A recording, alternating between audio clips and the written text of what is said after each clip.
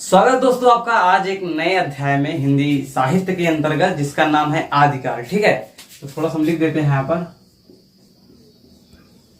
आज आदिकाल के बारे में बात होने वाली है। आदिकाल, दरअसल ये आदिकाल के बारे में अगर कहें तो आदि मतलब होता है कि जहां से कोई चीज एकदम शुरू से स्टार्ट होती है। ठीक है, जस्ट एकदम शुरू से जब स्टार्ट होती है कोई चीज तो वो आदि होता है। ठीक है, और काल मतलब एक टाइम पीरियड होता है। ठीक है, तो आदिकाल इसे कहते हैं। तो हिंदी साहित्य का जो सबसे पहला टाइम पीरियड है जहां से हिंदी साहित्य का जो बीज होता है वो बपन होता है, वो नए रूप से निकलता है, तो वहां से हम इसे आदिकाल का नाम दे देते हैं।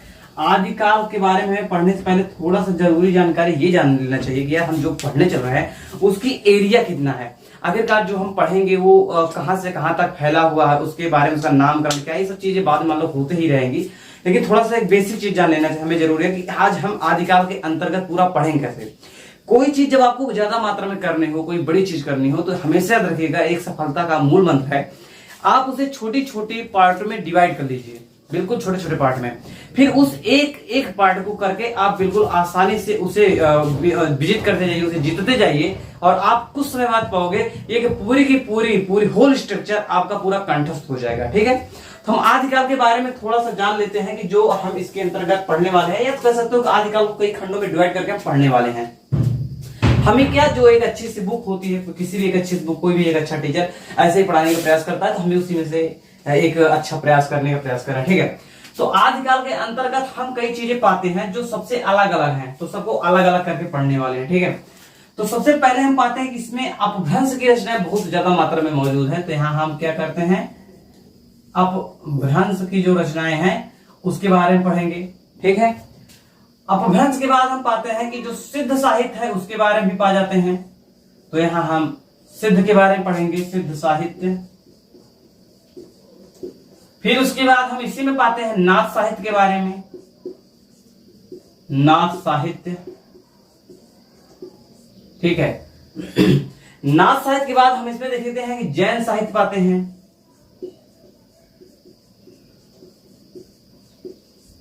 ठीक, तो आप पाते हैं, तो यहां जैन साहित्य हो गया।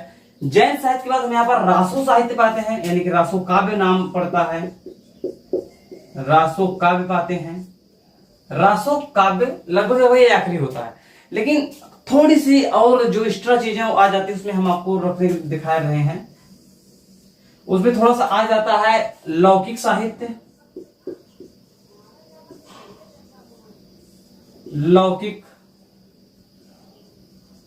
लौकिक साहित्य आ जाता है। थोड़ा सा विविध का भाग आ जाता है, विविध भाग आ जाता है। थोड़ी सी गद्य रचनाएं आ जाती हैं, और उसके बाद एक और आ जाता है फागु काव्य। ठीक है,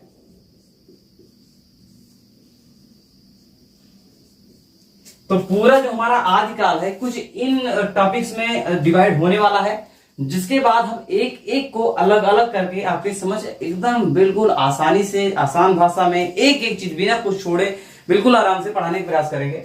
थोड़ा सा वीडियो लंबा होगा, ये आप पहले से जान लीजिए, और क्योंकि जरूरी भी है, नहीं तो अगर 1-2-10-20 मिनट का वीडियो खत्म ही कर दी जाए तो यार इतना बड़ा टॉपिक पूरा आदिकाल, जिसका टाइम पीरियड लगभग अगर शुक्ल जी के अनुसार माने तो 1050 से 1375 तक रहता है, तो इतनी बड़ा टाइम पीरियड है, उससे हम बहुत ही कम समय में खत्म कर देंगे। बड़ा मतलब इसके साथ नाइंसाफी कर रहे हैं। ठीक है, तो सबसे पहले हमारे सामने आता है अपभ्रंश। ठीक है, पहले हमें जानना चाहिए कि अपभ्रंश क्या है। अपभ्रंश क्या है? कुछ लोग मानते हैं जो प्रकृत है, प्राकृतिक भाषा से, जो हमने पहले अक्सर में बताया था, जो उसकी अंतिम अवस्था है, अंतिम अवस्था यानी कि तृतीय, जो प्राकृतिक का तृतीय भाग, वही अपभ्रंश है। ठीक है, तो खैर वो भी मानते हैं। तो आपके सामने जो पहली वीडियो बनाई थी उसमें बताया था कि जो पाली, प्राकृतिक, प्राकृतिक, अपभ्रंश और अवहट 4 प्रकार के रूप आए थे, तो उनमें से क्या है, अपभ्रंश है। अपभ्रंश से ही सभी भाषाएं हमारी जो आधुनिक भाषाएं निकली हैं, सौर सेनी, अर्धमगधी, मगधी, इसके अनुसार जो आई पहाड़ी हिंदी, हिंदी पश्चिमी हिंदी, पूर्वी हिंदी, बिहारी हिंदी, उसके बाद जो भी चीजें हैं सब यहीं से उत्पत्ति होती हैं। ठीक है, तो यहीं से इसे क्या कहते हैं, आधुनिक जो हमारी हिंदी भाषा है उसकी उत्पत्ति का क्या है, एक जिसे होता है ना कि एक खेत होता है जहां से बीज उत्पत्ति, एक पेड़ बनता है या पौधा बनता है, तो ये वही कार्य कर रहा है इस समय। तो अपभ्रंश के बारे में थोड़ी सी जानकारी लेते हैं, इसे में थोड़ा साफ करना होगा। तो अपभ्रंश की अगर हम बात करते हैं तो अपभ्रंश से पहले एक थोड़ी सी एक जरूरी चीज में ये देखना है कि थोड़ा सा आदिकाल के स्टार्टिंग पॉइंट का थोड़ा सा परिचय देख लेते हैं। रीजन ये है कि जैसे कि आदिकाल के जितने नामकरण है, मतलब किसी के अंदर घुसने से पहले थोड़ा उसके नाम गांव भी जानना बेटर रहेगा।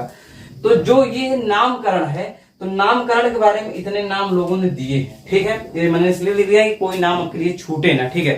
तो इतने नाम उन्होंने दिया है। इसके बाद थोड़ा चर्चा कर लेते हैं कि आदिकाल नाम क्या पड़ा, क्यों पड़ा है। उसके बाद एक जरूर चीज बताएंगे। देखो, जो चारण काल आपने देखा है, तो चारण काल जॉर्ज ग्रियर्सन ने कहा, ठीक है। किसने कहा है? ग्रियर्सन ने कहा है। प्रारंभिक काल मिस्र बंधु ने कहा है,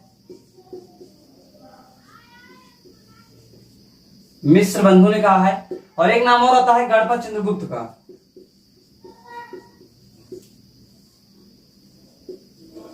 गणपति चंद्रगुप्त का नाम आ जाता है, ठीक है।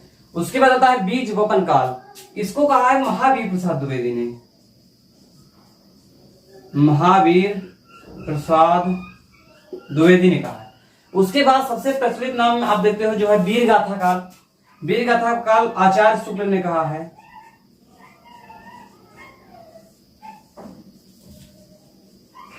आचार्य शुक्ल ने कहा है। फिर आता है सिद्ध सामंत काल, ठीक है। ये राहुल संस्कृत्यायन ने कहा है।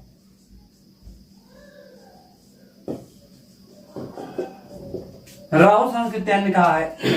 उसके बाद रहता है वीर काल। वीर काल विश्वनाथ प्रसाद मिश्र जी ने कहा है, ठीक है। विश्वनाथ प्रसाद मिश्र जी ने कहा है। उसके बाद नाम आता है संधि एवं चारण काल। डॉक्टर राम कुमार वर्मा ने कहा है, ठीक है। राम कुमार वर्मा जी ने कहा है। उसके बाद आता है आदिकाल। आदिकाल का नाम आप लोग कई बार सुने ही होंगे। तो इसका कहा है आचार्य द्विवेदी जी ने, यानी कि हजारी प्रसाद द्विवेदी जी ने।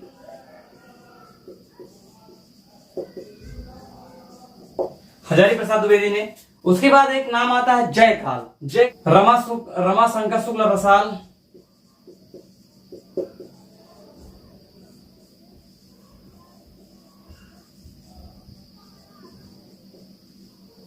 रसाल जी ने।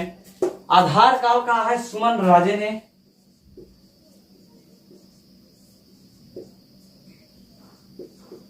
सुमन राजे ने।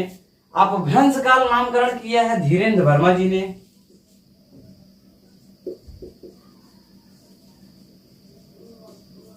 उद्भव काल कहा है वासुदेव जी ने।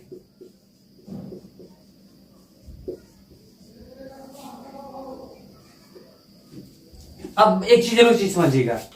अब जो नामकरण है वो कुल इतने ही नाम आसपास जो प्रचलित है उसका हमने लिया है। बाकी अभी तो कई और बचे हैं जो भी होंगे, तो इतने प्रचलित इसके बाहर नहीं आएगा। कभी भी एक चीज जाने रहिएगा, तो जितने भी नामकरण है ये आप अवश्य याद रखिएगा। तो यार ये जो नामकरण है, आपने अगर हर एक नाम देखा हो ध्यान से, तो आप पाते हैं कि अगर हम दो नाम मात्र उठा लें, केवल दो नाम आदिकाल और वीर गाथा काल, तो मेरे अंदाज से ये रहता है कि एक नए नामकरण की कोई जरूरत नहीं है। लेकिन जो इतिहास लेखक है, मतलब किसी बारे में बुरा तो नहीं कह सकते क्योंकि हमारी अवगात उतनी अच्छी है नहीं, लेकिन फिर भी देखिए तो यार एक नया नाम करने की कोई आवश्यकता है नहीं। वो अगर चाहे तो दो खंडों में बट गए और दोनों के लिए अपना अपना एक सपोर्ट कर सकते हैं कि ये नाम थोड़ा ज्यादा अच्छा है। मैं पूरा का पूरा दावा कर सकता हूं कि इन अदर नामों की अपेक्षा ये नाम सबसे ज्यादा बेटर है, ठीक है। अदर नामों की अपेक्षा कई ये नाम ज्यादा अच्छा पड़ता है, जबकि सबसे ज्यादा प्रचलित भी हुआ। तो एक नया नाम देने की जरूरत नहीं है, लेकिन फिर भी अपने पांडित्य प्रदर्शन के लिए लोग ऐसा जरूर करते थे। तो यहाँ पर हम पाते हैं कि जो नामकरण है, चाहे वो चरण काल, प्रारंभिक काल, बीज वपन काल, वीर गाथा काल, सिद्ध सामंत काल, वीर काल, संधि एवं चारण काल, आदिकाल, जय काल, आधार काल, उद्भव काल और अपभ्रंश काल, जैसे सभी एक महत्वपूर्ण जितने काल जो पूछे जाते हैं एग्जाम में वो लगभग हो चुके हैं, ठीक है। तो नामकरण हो गया है। अब हम थोड़ा सा देख लेते हैं कि जो सबसे प्रथम कवि जिनके बारे में अगर माना जाए कि तो पुष्यदंत का नाम जो है, जो प्रस्तोता है कि ये प्रथम कवि है, तो वो है शिव सिंह सेंगर, ठीक है। कौन है? शिव सिंह सेंगर। नाम इस प्रकार से याद कर सकते हैं कि जो पुष्प है भगवान शिव के ऊपर चढ़ता है, ठीक है। शालिभद्र सूर्य, ये है गणपत चंद्रगुप्त। गणपति चंद्र गुप्त। इसका नाम अगर याद करना हो तो सानी, सानी मतलब होता है सालना कोई चीज, और गणपति का गण शब्द जो होता है ना, वो हिंदी में एक शब्द होता है गणना कोई चीज, चूक जाए उसे गणना कहते हैं, ठीक है, गण गिनती वाला नहीं। इस प्रकार से याद करते हो सालना से गणना, ठीक है। तो सालिभासुर गणपति चंद्र गुप्त। स्वयंभू, स्वयंभू मतलब पूरी दुनिया के मालिक कौन है? भगवान राम। रामचंद्र सॉरी स्वयंभू राम कुमार वर्मा जी ने कहा है, ठीक है। तो राम कुमार वर्मा जी ने नाम दिया है। सरपाद, हमेशा याद रखिएगा अगर कहीं पर कोई सिद्ध वाले व्यक्ति का बात आता है तो राहुल संस्कृत्यान का नाम तुरंत याद रख लीजिएगा। सरपा राहुल संस्कृत्यान जी ने दिया था, ठीक है। तो ये हो गया। अब्दुल रहमान, अब्दुल रहमान जो कि एक मुस्लिम थे जिनकी रचना है संदेश रासक, ठीक है। तो अब्दुल रहमान जी का नाम जो दिया है वो हजारी प्रसाद द्विवेदी जी ने दिया है, हजारी प्रसाद द्विवेदी जी, ठीक है। उसके बाद नाम आता है विद्यापति का, विद्यापति का आता है। तो विद्यापति का नाम बच्चन जी ने दिया है, ठीक है, हरिवंश राव बच्चन जी ने। चंद्रवरदाई, चंद्रवरदाई का नाम हमेशा याद रखिएगा, इन्हें हिंदी का प्रथम कवि माना जाता है। भले इतने नाम दिए गए हैं, ये कह सकते हैं कि हिंदी के प्रथम कवि किसे माना जाना चाहिए, तो आपको लगाना है चंद्रवरदाई। ये रामचंद्र शुक्ल जी ने दिया है, रामचंद्र शुक्ल जी ने नाम दिया, ठीक है। और इसका जो सपोर्ट किया है वो मिश्र बंधुओं ने भी किया है। तो यहाँ पर याद रख लीजिएगा, अगर कभी कोई नाम दे देता है कि राम कुमार वर्मा हिंदी का प्रथम कवि किसे मानते हैं, तो उस स्थिति में आपको स्वयंभू को लगाना है। नहीं तो अगर कभी अगर केवल पूछता है कि हिंदी का प्रथम कवि किसे माना जाना चाहिए, कौन है, तो आपको लगाना है केवल किसे? चंद्रवरदाई जी को। राव संस्कृत्यायन ने जो आपका ये है आदिकाल है, उससे क्या है अत्यधिक सॉरी अनिर्दिष्ट लोक प्रवृत्ति का युग, ठीक है। क्या कहा है रामचंद्र शुक्ल ने? अनिर्दिष्ट लोक प्रवृत्ति का युग है, जिसमें हर एक चीजें, कई तरह की चीजें इसमें दिखाई देती हैं। इसमें आप देखोगे कि जो आजकल से दो तरह की चीजें अभी बहुत ही अधिक मात्रा में दिखाई देती हैं, जिनमें से एक आप पाओगे, एक अपभ्रंश पाया जाता है, अपभ्रंश की रचनाएं पाई जाती हैं, और एक दूसरा जो पाया जाता है वो देश भाषा का पाया जाता है। क्या पाया जाता है? देश भाषा का पाया जाता है। अब इसके बारे में थोड़ा जान लीजिए। जो रामचंद्र शुक्ल जी का मानना है, वो कहते हैं कि जब कोई देश भाषा, दरअसल याद रखिए जो देश भाषा है ये नाम विद्यापति जी ने भी प्रयोग किया था, और जो देसी भाषा कहीं जाता है, देसी भाषा का नाम तो रामचंद्र शुक्ल जी ने प्रयोग किया था। तो रामचंद्र शुक्ल जी के अनुसार जो देसी भाषा है, अगर बोलने चालने के रूप में है तो वो देसी भाषा था, लेकिन जैसे वो साहित्य के अंतर्गत, यानी कि जब वो लिखने के रूप में प्रयोग किया जाता था, उसका उपयोग साहित्य लेखन में प्रयोग किया जाता था, तो जस्ट उसका नाम अपभ्रंश हो जाता था, यानी उसके लिए अपभ्रंश नाम प्रयोग में लाया जाता था। तो इन दोनों का प्रयोग बहुत अधिक मात्रा में हो रहा था। उसके बाद एक नाम आता है हजारी प्रसाद द्विवेदी जी ने। हजारी प्रसाद द्विवेदी जी ने इसे कहा है अत्यधिक व्यवघातों का टाइम माना है इसे, ठीक है, जो आदिकाल है। तो इस प्रकार से हम पाते हैं कि आदिकाल का जो एक परिचय वाला पोर्शन है, ठीक है, नामकरण क्या है, प्रथम कवि कौन है, ये सब हो चुका है, ठीक है। अब इसे थोड़ा साफ करना होगा, उसके बाद में फिर अपभ्रंश के बारे में अब हम चर्चा करने वाले हैं। अगला जो टॉपिक है उसमें हम पाते हैं एक बहुत ही इंपॉर्टेंट है, जो कि अपभ्रंश रचनाओं में आता है, ठीक है। तो इतने लोग जो है, इनका नाम इसलिए लिखा है यार कहीं भूले ना, ठीक है। तो इतने चीज है, ये एक रचना है जिसके बारे में थोड़ा बात करेंगे। उसके पहले कौन है? जोइंदू है, स्वयंभू है, पुष्पदन, धनपाल, जिंद्र सोय, अब्दुल रहमान। उसके बाद मुनि राम सिंह, हेमचंद सारांगन के बारे में बात करने वाले हैं। बात करने से पहले थोड़ा सा नजरिया अपना चेंज कर लीजिएगा दोस्तों, क्योंकि अब की बार एक क्वेश्चन दिया था कि निम्न में से कौन अपभ्रंश की रचना, अपभ्रंश के कवि नहीं है, ठीक है। तो मतलब आपको मालूम होना चाहिए कितने लोग अपभ्रंश में है, कितने लोग नहीं है। और कभी कभी ये देता है कि आचार्य रामचंद्र शुक्ल ने निम्न में से किसी अपभ्रंश के अंतर्गत नहीं रखा है, तो इंडिविजुअल रूप से भी जाता है, तो रामचंद्र शुक्ल का भी देखना जरूरी है। तो खैर अभी इतना ही देखते हैं। तो एक नाम है, आप लोग देखोगे जोइंदू का, लेकिन थोड़ा सा पहले इसके अपभ्रंश के बारे में थोड़ा जान लेते हैं। अपभ्रंश की रचना में ये महत्वपूर्ण ये है कि एक है, आपने कभी नाम सुना होगा डॉक्टर हरदेव बाहरी जी का, ठीक है, डॉक्टर हरदेव बाहरी। डॉक्टर हरदेव बाहरी ने कहा कि जो ये आप देख रहे हो अपभ्रंश का, इसका जो स्वर्ण काल है वह 7वीं सदी से 11वीं सदी है, ठीक है। 11वीं सदी को डॉक्टर हरदेव बाहरी ने अपभ्रंश के स्वर्ण काल के अंतर्गत रखा है, थोड़ा इंपॉर्टेंट है। दूसरी चीज ये है कि जो अपभ्रंश है उसके अंतर्गत 3 प्रकार की रचनाएं आप हमेशा देखोगे, खासकर एक प्रकार की रचना देखोगे महत्वपूर्ण रूप से, जो है चरित काव्य। क्या है? चरित काव्य। और उसके बाद है कि रास काव्य देता है। याद रखिएगा जो रास है, अगर किसी भी रचना के अंत में रास शब्द लगा है, जैसे उपदेश रसायन रास, ठीक है, ऐसे कोई रास मात्र रास लगा है तो हमेशा समझ लीजिए वो जैन साहित्य है, ठीक है, किसी न किसी जैनाचार्य द्वारा लिखित है। अगर रासो है तो वीर काव्य होने की मैक्सिमम चांसेस है, क्योंकि 12 से ज्यादा रचनाएं आचार्य रंजन शुक्ल ने करके दिखाया है कि वो रासो जो कि वीर काव्य है, एक आध को छोड़कर, जैसे विशल देव रासो है, ठीक है, ऐसा कोई। तो इतनी चीजें आप लोग जानते रहिएगा। 3 प्रकार की देखने को मिलते हैं इस टाइम पीरियड में, जो रचना के जो छंद एक प्रकार आप मान सकते हो।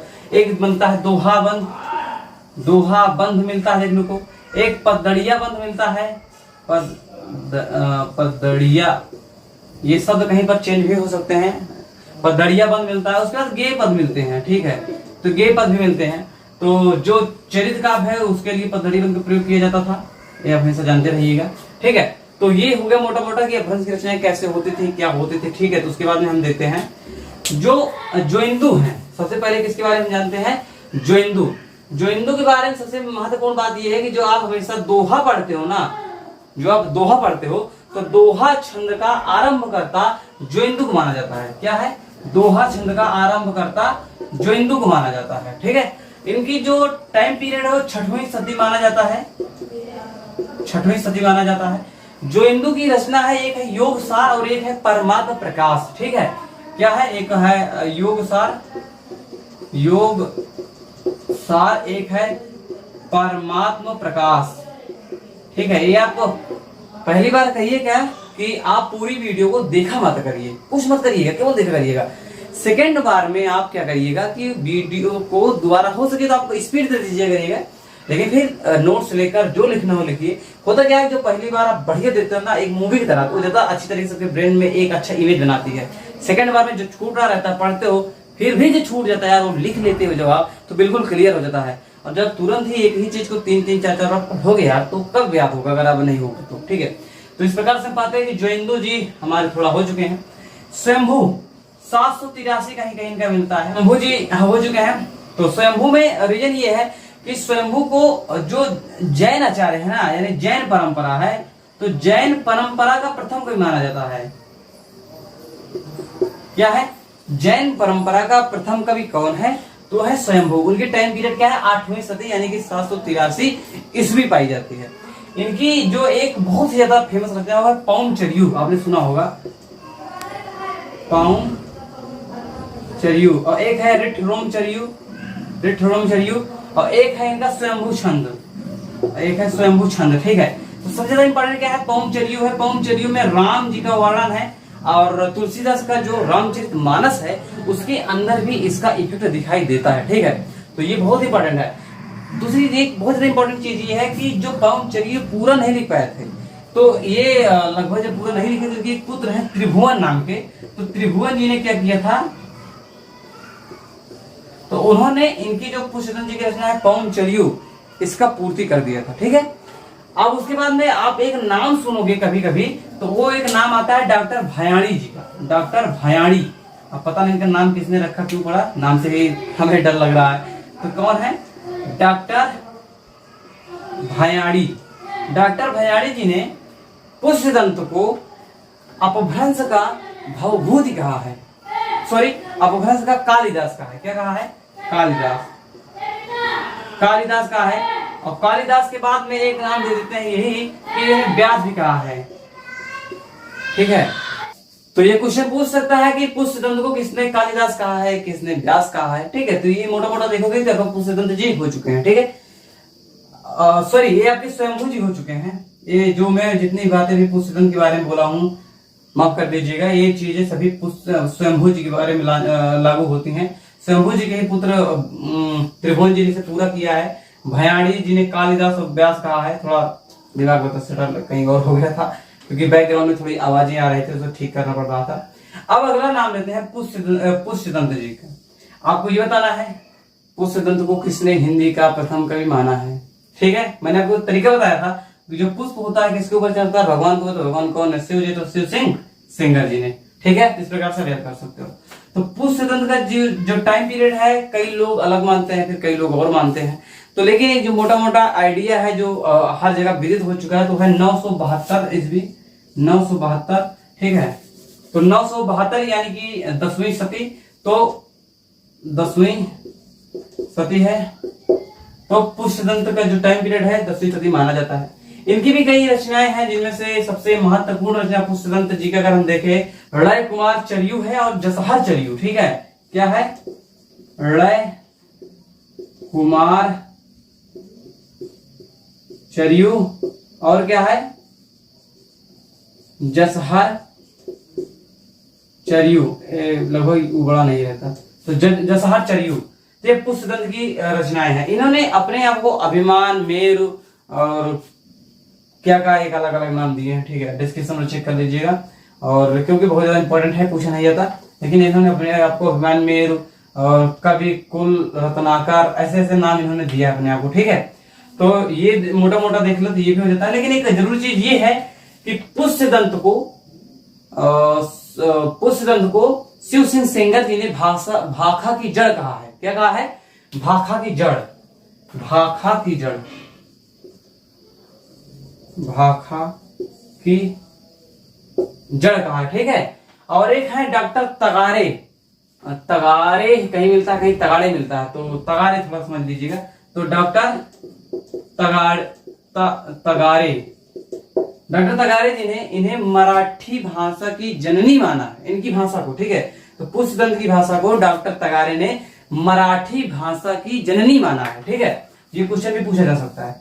अगला नाम आ जाता है धनपाल जी का। धनपाल जी का एक रचना भविष्यत कहा नाम का, आप देखोगे तो भविष्यत कहा, तो ये इनका ये पूछ लेता है कि भविष्यत कहा किसकी रचना। और ये जो क्रम हमने लिखा है, याद रखिएगा, ये भी क्वेश्चन में आ जाता है कभी कभी कि थोड़ा आप क्रम सेट कर दीजिए, अगर आपको आता है तो। एक बार जब आप सही से पढ़ लेते हो कोई चीज ना, तो कितना भी घुमा कर पूछे आपको हर चीज क्लियर रहता है। अगर आप सही से नहीं पढ़े तो हर चीज, अब अगर आप एक क्वेश्चन तैयार करोगे तो वो हर जगह से क्वेश्चन तैयार करना पड़ेगा, बहुत ज्यादा टाइम लग जाएगा। लेकिन जब आप एक बार वही चैप्टर को बिल्कुल आसानी से 1, 2 बार, 3 बार सही पढ़ लेते हो ना, तो आप पाओगे कि पूरी की पूरी चैप्टर आपको बिल्कुल क्लियर हो जाती है। कहीं से कुछ भी पूछ सकता है कोई। ठीक है, हर चीज अपनी एक बार जो होता है ना क्रिस्टल क्लियर रहती है हर चीजें। धनपाल जी को एक है मुंज नाम के कवि हुए थे, इन्होंने सरस्वती को उपाधि दी थी। क्या दी थी? सरस्वती जी को उपाधि दी थी इन्हें। धनपाल जी के बारे में थोड़ा ये भी हो गया। उसके बाद में नाम आता है जिनदत्त सूरि का। जिनदत्त सूरि का बहुत इंपॉर्टेंट है दोस्त। ठीक है, इनके पहले यानी कि जिनदत्त सूरि के जो पहले अभी तक जो चल रहा था, ये चरित्र काव्य लिखने वाले लोग थे। क्या लिखने वाले लोग थे? चरित्र काव्य। चरित्र काव्य मतलब होता है किसी एक महापुरुष, भगवान या किसी व्यक्ति के ऊपर उठाएंगे और एक अच्छा सा अपना कलाकारी दिखाते हुए एक अच्छी रचनाएं लिखना प्रयास करेंगे। ठीक है, लिखने का प्रयास करेंगे। लेकिन जब जिनदत्त सूरि जी है, तो इन्होंने सबसे पहली बार रास परंपरा का प्रतिपादन किया। ठीक है, तो जिनदत्त सूरि ने क्या किया था? रास परंपरा की शुरुआत मान सकते हो। थोड़ा राइटिंग पर मत जाइएगा, इसलिए मैं हर एक चीजों को खुद ही बोल रहा हूं। रास परंपरा का शुरुआत किया था। तो जिनदत्त सूरि की जो रचना है वो है उपदेश रसायन रास। ठीक है, क्या है? उपदेश रसायन रास। कब आई थी? 1114 ईस्वी में।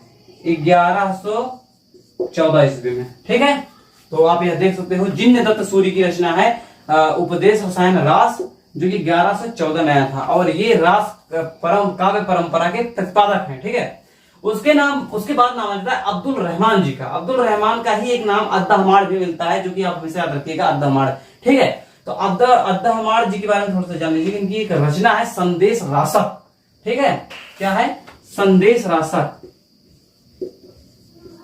संदेश रासक है। ठीक है, ये संदेश रासक इनकी रचना है।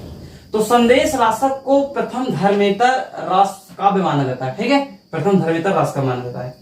अब्दुल रहमान के बारे में यह है कि देसी भाषा में रचना करने वाले प्रथम मुस्लिम कवि हैं। कौन है? प्रथम मुस्लिम कवि है जो देसी भाषा में रचना किया है इन्होंने। ठीक है, ये है अब्दुल रहमान जी, जिन्हें अद्दहमाड़ के नाम से जाना जाता है। उसके बाद नाम आ जाता है मुनिराम सिंह। इनकी रचना है पाहुड़ दोहा, बहुत इंपॉर्टेंट है।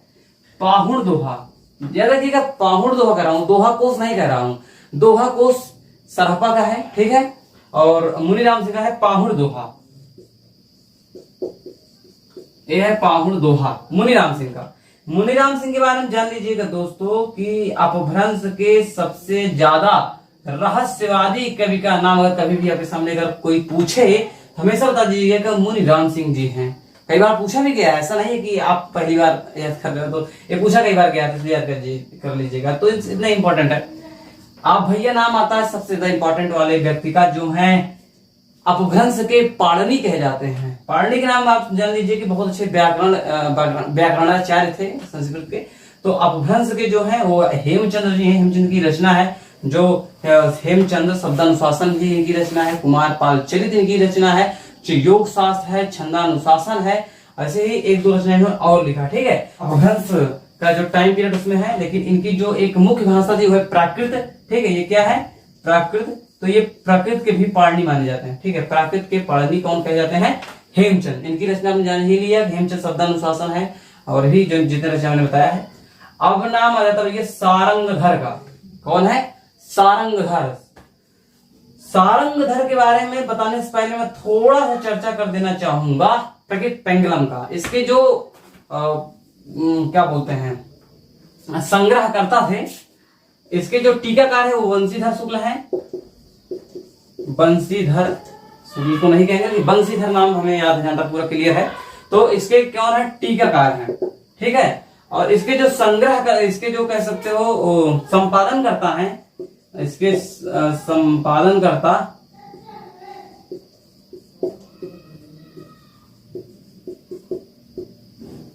लक्ष्मीधर।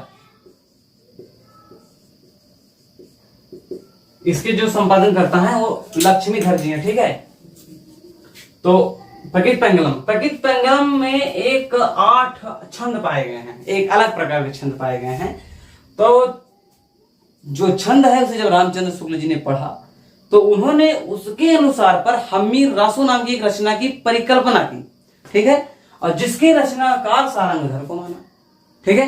तो इस चीज जानने की जो प्रकृत पेंगलम है उसमें 8 छंदों के अनुसार आचार्य रामचंद्र शुक्ल ने हम्मीर रासो नाम की एक रचना लिख देते हैं, हम्मीर रासो नाम की रचना ली और कल्पना की, मतलब उसके अनुसार ने सोचा और उसके बाद फिर उसके रचनाकार सारंगधर को माना, ठीक है, प्रकृत पेंगलम के अनुसार। अब याद रखिएगा एक नाम आ जाता है राघव संस्कृत्यायन जी का। उन्होंने जब इस चीज को देखा तो उन्होंने कहा ना भैया ऐसा नहीं सकता, हम्मीर रासो का रचनाकार सारंगधर नहीं है, उनके रचनाकार है जज्जल। कौन है? जज्जल। तो हम्मीर रासो का रचनाकार राघव संस्कृत्यायन ने किसे माना है? तो जज्जल को माना है। ये नाम बड़ा वीआईपी था यार, कुछ भी हो नाम बड़ा मस्त है। तो हम्मीर रासो के रचनाकार, इसके बारे में भी आपने देख लिया है। उसके बाद आ जाते हैं महामहिम हजारी प्रसाद द्विवेदी जी। जब सब बोल रहे हैं तो वो कहे पीछे रहे। तो उन्होंने कहा कि दे भैया जो हम्मीर रासो जो शुक्ल जी ने कल्पना की है दरअसल वो रचना है ही नहीं, ठीक है। अब वो सब खत्म कर दे रहे हैं पूरी चीजें। वो कह रहे हैं एक शब्द था पहले अमीर। क्या है? अमीर। अमीर आप लोग जानते ही होंगे, हर कोई बनने का प्रयास करता है, ठीक है। दरअसल अमीर अगर कोई व्यक्ति मात्र पैसे से बनना चाहता है तो बनेगा, कोई चीज बुरी बात नहीं है। लेकिन यार कई और चीज है जो रुपए के बियॉन्ड है, जो कि उस रुपया के औकात वहां तक नहीं पहुंच पाती, तो वहां भी अमीर बनना ज्यादा जरूरी है, दिल से अमीर होना जरूरी है। ये सब ठीक है, ज्यादा आदर्शवादी बातें हो जाएंगी। आज के समय में जिसके पास आय है, आयु नहीं आय है, उसके पास उसका सम्मान होता है, आयु बड़े को सम्मान अब नहीं होता, ठीक है। तो हजारी प्रसाद द्विवेदी ने कहा कि भाई जो अमीर है समय के साथ इसी का एक बिगड़ा हुआ रूप आया हम्मीर, ठीक है। तो इससे क्या हो गया? हम्मीर। अब यही हम्मीर शब्द आप लोग जो मस्ती कर रहे वही है, कोई रचना नहीं है। तो आप लोग समझ लीजिएगा ये प्रकृत पेंगलम से शुरू होते हुए ये आपका पूरा का पूरा जो है अपभ्रंश का टॉपिक खत्म होता है। अब अपभ्रंश से यहां से बाहर लगभग मेरे अनुसार कोई भी क्वेश्चन से बाहर नहीं आएगा। जितनी चीजें मैंने बताया है अगर आप लोग उसका पूरी एक एक शब्द को ध्यान सुनकर तैयारी करोगे तो अगला टॉपिक आ जाता है आपका अपभ्रंश के बाद में क्या होता है, सिद्ध साहित्य। क्या आ जाता है, सिद्ध साहित्य। सिद्ध साहित्य। इसके बाद आएगी नाथ साहित्य। ठीक है, तो थोड़े से हम साफ कर देते हैं। अब अगला टॉपिक सिद्ध साहित्य है।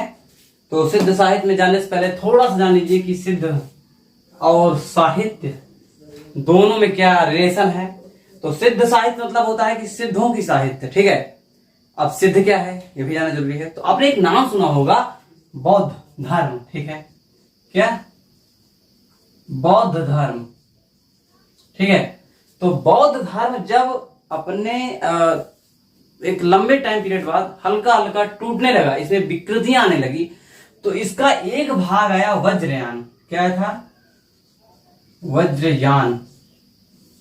ठीक है, तो वज्रयान का जो बिगड़ा हुआ रूप है, या तो कह सकते हो कि बौद्ध धर्म का जो बिगड़ा हुआ रूप है वो वज्रयान है। लेकिन वज्रयान का भी जो बिगड़ा हुआ रूप है, इसमें जो संत काम करते थे, इस वज्रयान के अंतर्गत जितने भी संत लोग निवास करते थे, वो सब किसके अंतर्गत आने लगे, सिद्ध के अंतर्गत।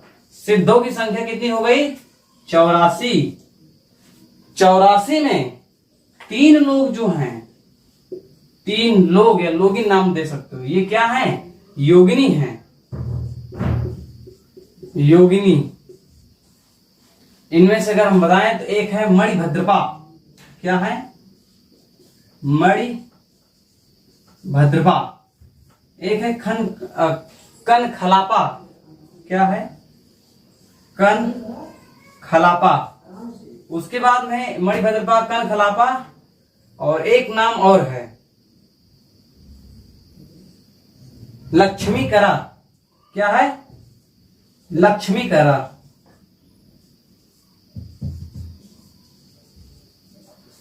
लक्ष्मीकरा। ठीक है, तो 84 में याद रखिएगा ये 3 फीमेल भी थी, 3 फीमेल थी। तीनों का नाम कई बार पूछा है कि निम्न में से कौन योगिनी सिद्ध के अंतर्गत नहीं आती। ठीक है, तो 3 नाम देगा जो कि होंगी, एक नाम नहीं देगा। तो या 3 नाम कोई अदर दे देगा, जैसे कि दे देगा गार्गी का नाम दे देगा, जो कि थोड़ा पिछले और टाइम पीरियड जो कि प्रसिद्ध थी। तो उनमें से एक नाम किसी को जोड़ देगा, फिर आपसे पूछेगा। ठीक है, तो याद रखिएगा मणिभद्रपा, कनखलपा, लक्ष्मीकरा, ये फीमेल वर्कर थी जो कि योगिनी नाम से आती थी, और ये वज्रयान के यहाँ पर थी। इसमें मद, मैथुन, ये सब जो है बहुत ज्यादा गंदे चीजों का प्रयोग होता था। इसमें पंचमकार थे, आप जानते होंगे। तो ये सब इसके बारे में है। इसके सबसे पहले जो व्यक्ति माने जाते हैं, इसके जो संत माने जाते हैं, वो सरहपा जी हैं। कौन है, सरहपा। सरहपा के कुल 32 ग्रंथ माने जाते हैं। कितने ग्रंथ, 32 ग्रंथ। लेकिन 32 ग्रंथ में सबसे अच्छा ग्रंथ या सबसे ज्यादा फेमस ग्रंथ का है दोहा कोश। इसी बारे में मैंने बताया, दोहा कोश। ठीक है, दोहा कोश।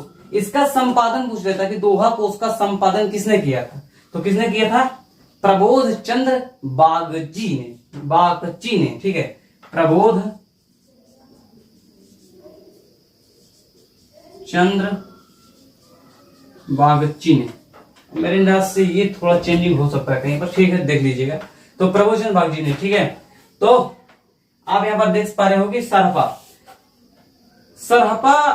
सबसे पहले हैं। ठीक है, इन्हें सबसे पहला जो रचनाकार भी माना जाता है, कौन मानते हैं, आप जानते हो कि राहुल संस्कृतानंद जी मानते हैं। ये इनके अन्य नाम भी हैं। अन्य नाम में ये सरोज भद्र के नाम से भी जाने जाते हैं, राहुल भद्र के नाम से भी जाने जाते हैं। ठीक है, तो ये राहुल भद्र और सरोज वज्र इनका अन्य नाम है। ये भी क्वेश्चन पूछा है कि राहुल भद्र किसका अन्य नाम है, या तो कह देता है कि सरहपा जी का अन्य नाम क्या है। ठीक है, तो इतनी चीजें हैं, एक चीज आप याद रखिएगा। उसके बाद एक आदमी है, आपने नाम सुना होगा, डॉक्टर वी भट्टाचार्य। ठीक है, डॉक्टर वी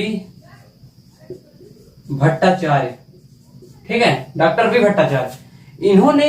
इन्हें बांग्ला भाषा का प्रथम कवि माना है। क्या है, बांग्ला भाषा का प्रथम कवि माना है।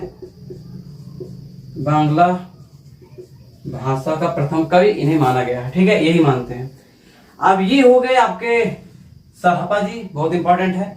उसके बाद एक नाम आता है सबरपा। क्या आता है? सबरपा। सबरपा, सबरपा का नाम सबरों की वेशभूषा में रहने का कारण पड़ा है। ठीक है, हमेशा जानते रहिएगा। तो इन्हीं के शिष्य थे।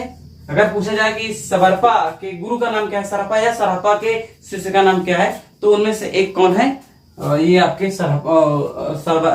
सबरपा की एक प्रसिद्ध रचना है चर्यापद। नाम सुना होगा, कभी नहीं सुना तो जान लीजिए।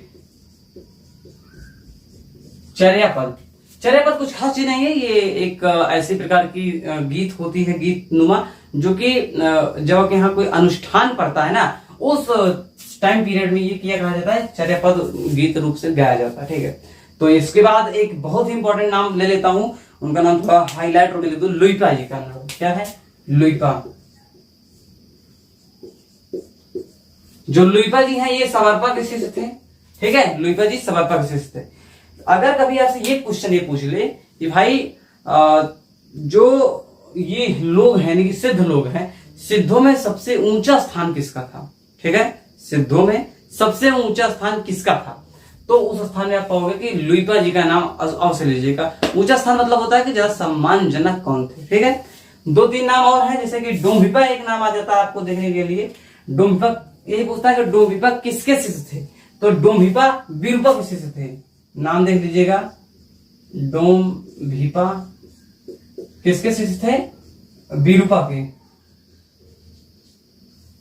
विरूपा के शिष्य थे। उसके बाद एक नाम आता है कण्हपा का।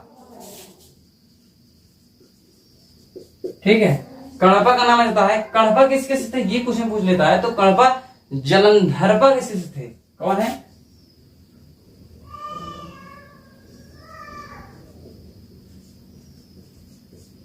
जलंधरपा के शिष्य थे।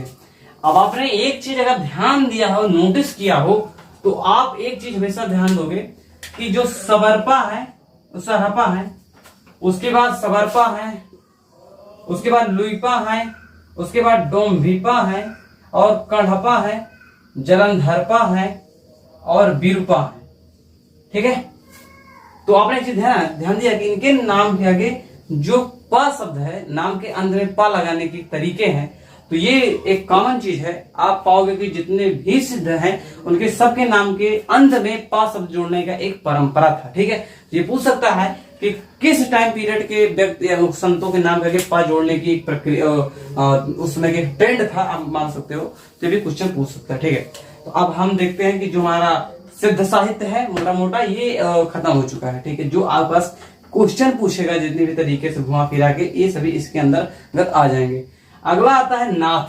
पहले नाथ के बारे में थोड़ा जान लीजिए। नाथ साहित्य क्या? तो नाथ साहित्य हुआ क्या? तो सिद्ध से ही निकला था। नाथ साहित्य क्या है? नाथ साहित्य, इसकी शुरुआत कौन है? गोरखनाथ है। गोरखनाथ है, जिनके बारे में आचार्य हजरत प्रसाद द्विवेदी ने कहा है कि शंकराचार्य के बाद उत्तर भारत में ऐसा प्रभावशाली व्यक्ति कोई नहीं हुआ। ठीक है, सॉरी, गोरखनाथ जी हुए हैं, ऐसा है, थोड़ा ऐसा ही रिलेटिव है चीजें। तो नाथ साहित्य के प्रारंभकर्ता गोरखनाथ हैं, और गोरखनाथ जो है प्रथम नाथ हैं। और उसके बाद हम पाते हैं जो सिद्ध साहित्य है, इसमें से 2-3 चीजें, मध्य, मैथुन और 1-2 चीजें हैं, कुछ जो सब कुछ छोड़, जो गंदी चीजें थी उन्हें सब छोड़ दिया गया। जब वो छोड़ दिया गया तो थोड़ा सा उसका एक अच्छा निखरा रूप आया सामने, और जब वो निखरा रूप आया तो उसी को नाथ साहित्य कहा गया। नाथ साहित्य कनफटे भी कहलाते थे। इनकी संख्या 9 है और इनकी संख्या 84 मैंने बताया था। नाथ साहित्य को कनफटे कहा जाता था। ये कानों में बड़े बड़े कुंडल पहनते थे। क्या है? कानों में बड़े बड़े कुंडल पहनते थे। ठीक है, तो नाथ साहित्य में ये है 9 नाथ हैं, जिनके बारे में हर जितने भी मतलब मैक्सिमम जो ज्यादा फेमस, जैसे राहुल सत्यानंद है, रामचंद्र शुक्ल है, और 1-2 लोग डॉक्टर नगेंद्र है, ये सभी लोग यार 9 के 9 थोड़ा अलग अलग देते रहते हैं कि ये 9 नाथ अलग अलग है, तो इस वजह से मैं उसे लिखूंगा नहीं। आप अपने अनुसार से जिन्हें अच्छा लगे या हो सके सभी को पढ़ लीजिए, लेकिन बहुत ज्यादा मात्रा में बड़ा हो जाता है, तो थोड़ा मैं इसे साफ कर देता हूँ, उसके बाद थोड़ा सी और चर्चा होती है। तो गोरखनाथ जी हैं आपके सामने मौजूद हो चुके हैं। गोरखनाथ के गुरु मच्छंदर नाथ से, और एक जगह कहा जाता है कि भाग मच्छंदर गोरख आया। आपने सुना होगा, भाग मच्छंदर गोरख आया। तो इसके बारे में थोड़ा ये कहा जाता है कि जो मच्छंदर जी हैं, यानी मत्स्येंद्र नाथ जी हैं, वो जब अपनी सिद्ध प्राप्त करने के लिए आगे बढ़ रहे थे, थोड़ा एक स्टोरी जान लीजिए कि जो सिद्ध थे ये लोग क्या करते थे कि अपने अंदर अलौकिक शक्तियों का थोड़ा आवाहन करते थे, थोड़ा बहुत ज्यादा मात्रा में कर्मकांडी हुआ करते थे। तो लोगों को थोड़ा ये लगता था कि ये लोग बहुत बड़े भगवान द्वारा दी हुई शक्तियों को अपने अंदर रखते हैं। तो सभी सिद्ध करते क्या थे अपने आप को कि तुम सिद्ध तभी होगे जब कोई ना कोई एक नया अलौकिक कार्य करके दिखाओगे, ठीक है। तो मत्स्येंद्र जी अपने आप को अलौकिक करने के लिए, थोड़ा अपने आप को पंडित प्रदर्शन करने के लिए अपने को तैयार किए। और फिर उन्हें लगा कि यार नहीं, मैं अब रेडी हूं। तो उन्होंने कहा भाई अब मैं रेडी हूं सिद्ध बनने के लिए। तो वो श्रीलंका गए, ठीक है। तो श्रीलंका में वो जब गए तो वो हार गए। उनका जब से सिद्ध वाला टेस्ट हुआ तो वो नहीं पास कर पाए। तो वहां पर गोरखनाथ जी गए। गोरखनाथ मत्स्येंद्र के शिष्य हैं। फिर लोग क्या कहते हैं बाद में कि भाई सिद्ध तो गोरखनाथ जी भले ही शिष्य हैं, लेकिन दरअसल रियलिटी क्या है कि गोरखनाथ गुरु के बराबर उनके हो गए हैं, क्योंकि वहां पर जाग मच्छंदर गोरख आया के नाम पर दिया गया। तो गोरखनाथ जी ने मच्छंदर नाथ जी की जो भी कमियां थी उससे उन्होंने वहां दूर किया और एक नए जो अध्याय है पाठ उसे पढ़ाया था। तो एक चीज आपने गांव में कहावत सुनी होगी कि गुरु गुरु रह गया चेला शक्कर हो गया, ठीक है। गुरु गुरु रह गया चेला शक्कर रह गया। आप जानते होंगे कि टीचर और रोड हमेशा अपने एक ही जगह पर हमेशा बने रहते हैं, लेकिन उनके ऊपर से आने जाने वाला व्यक्ति हमेशा अपने मंजिल तक पहुंचता जाता है, ठीक है। तो ये चीजें हैं। और एक लाइन आपने अगर सुनी हो कभी ध्यान से, तो एक लाइन कहा जाता है कि अध्यापक कभी साधारण नहीं होता। ये लाइन अगर मुझे पूरा ध्यान है तो चाणक्य का है कि अध्यापक कभी साधारण नहीं होता, उसके गोद में निर्माण और प्रलय दोनों पलते हैं। समझिएगा लाइन, बहुत ज्यादा दमदार लाइन है। तो अध्यापक कभी भी साधारण नहीं होता, उसके गोद में निर्माण और प्रलय दोनों पलते हैं। तो अगर आप एक टीचर बनते हो ओसामा बिन लादेन की तरह तो दुनिया में तबाही मचाने के लिए भी काफी हो, लेकिन अगर एक अध्यापक किसी अन्य लोग की तरह बनते हो जो सामान्य अध्यापक होते हैं, वो देश में ऐसे कई कई लोग को पैदा करते हैं जो निर्माण के क्षेत्र पर जाते हैं, ठीक है। तो खैर ठीक है, सब समय के साथ में बदलता रहता है, सब कुछ जरूरी है, अच्छी आई बुराई, खट्टा मीठा, नहीं तो ज्यादा मिठाई भी कीड़े पड़ते हैं, ठीक है। तो गोरखनाथ जी हैं, गोरखनाथ जी के जो टाइम पीरियड है वो राहुल संस्कृत्यायन जी आते हैं। उन्होंने कहा भैया इनका जो टाइम है वो 845 माना जाना चाहिए, ठीक है। कितना? 845 ईस्वी माना जाना चाहिए। फिर उसके बाद में हजारी प्रसाद दुबे ने कहा भैया एकदम क्लियर कहना उचित नहीं है, तो मैं कह देता हूँ कि 9वीं सदी, जो कि दोनों वही है, दोनों मतलब वही है, ये भी 9वीं सदी में ही आएगा, 9वीं सदी में आएगा। तो ये भी सेम चीज हो गया। उसके बाद में बहुत ज्यादा नाम आता है बड़थवाल जी का, पीताम्बर दत्त बड़थवाल। क्या है? पीताम्बर दत्त बड़थवाल, ठीक है। एक है पीताम्बर दत्त बड़थवाल जी। इन्होंने कहा ना भैया इनका जो टाइम पीरियड है वो 11वीं शताब्दी है। क्या है? 11वीं सदी है, ठीक है। अब उसके बाद में एक लोग आते हैं आचार्य रामचंद्र शुक्ल और राम कुमार वर्मा, ठीक है। तो कौन कौन? शुक्ल जी। शुक्ल जी का जब नाम आप सुनो तो इज्जत के साथ सुनिए और इज्जत के साथ लीजिए। ये जौन कर दे वो सब वही आखिरी है। इनके बारे में कहा जाता है कि शुक्ल जी अगर किसी चीज के बारे में बोल दें तो पूरा हिंदी साहित्य के भी जो रोज लोग थे सभी को एक रोजगार मिल जाता था। आधे लोग इनकी बातों के सपोर्ट में उतरते थे और उसके बाद आधे लोग इनके विरोध में उतरते थे, ठीक है। तो ये चीज जानते रहेगी। तो शुक्ल जी ने कहा भैया इसका जो टाइम पीरियड है मेरे अनुसार वो क्या है? 13वीं सदी। क्या है? 13वीं सदी। इनकी देखा डॉक्टर राम कुमार वर्मा जी भी आ जाते हैं। राम कुमार वर्मा पूछता है कभी कोई कि उनके अनुसार किस कौन है या कितना टाइम पीरियड, तो पूछ लेता है। तूने भी 13वीं सदी माना है, ठीक है। तो गोरखनाथ जी की रचना पीताम्बर दत्त भड़थवाल ने इनकी 14 रचनाओं को देखा और 14 रचनाओं का ही एक संकलन तैयार किया जिसे गोरख बाणी नाम से उन्होंने प्रकाशित कराया। पीताम्बर दत्त भड़थवाल ने गोरख बाणी नाम से संपादन इसका किया है, ठीक है। तो अब हम पाते हैं कि गोरखनाथ जी हो गए मोटे मोटे यही है मेन है, और इसके बाद कुछ ज्यादा खास आता नहीं।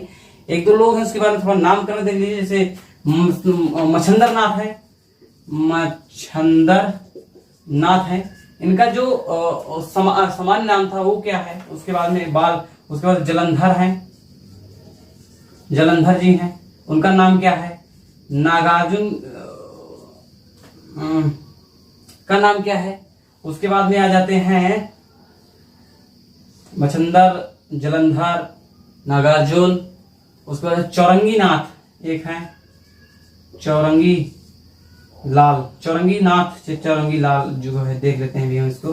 तो चौरंगी नाथ, चौरंगी लाल आ जाते हैं और लगभग एकाध लोग और आते हैं।